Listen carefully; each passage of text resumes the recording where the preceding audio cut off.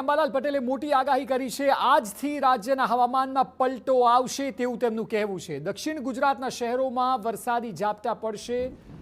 8 ઓગસ્ટથી રાજ્યના વિવિધ ભાગોમાં વરસાદ શરૂ થઈ જશે। 9મી અને 10મી ઓગસ્ટે ઉત્તર ગુજરાત અને સૌરાષ્ટ્ર કચ્છમાં વરસાદ પડશે। કેટલાક સ્થળોએ 3 થી 4 ઇંચ વરસાદની શક્યતા અંબાલાલ પટેલે વ્યક્ત કરી।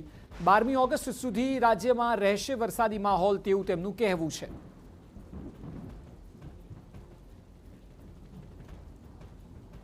ની આસપાસ લગભગ હવામાનમાં વરસાદ થવાની શક્યતા રહે।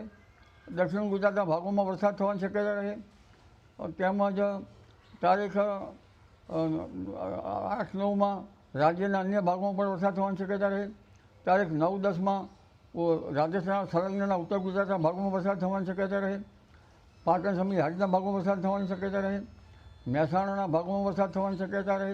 વાવ, થરાદ અને બનાસકાંઠાના ભાગોમાં વરસાદ થવાની શક્યતા રહે। મધ્ય ગુજરાતના ભાગોમાં વરસાદની ઝાપટા પડી શકે। તારીખ 14-15માં મધ્યપ્રદેશમાં ભારે વરસાદની શક્યતા રહે, જેના કારણે મધ્યપ્રદેશના અડધો ભાગોમાં વરસાદ થઈ શકે। મધ્ય ગુજરાતના ભાગોમાં વરસાદ થવાની શક્યતા રહે। વડોદરાના ભાગો, અમદાવાદના ભાગો, ઉત્તર ગુજરાતના કેટલાક ભાગોમાં, ગાંધીનગરના કેટલાક ભાગોમાં વરસાદ થવાની શક્યતા રહી શકે।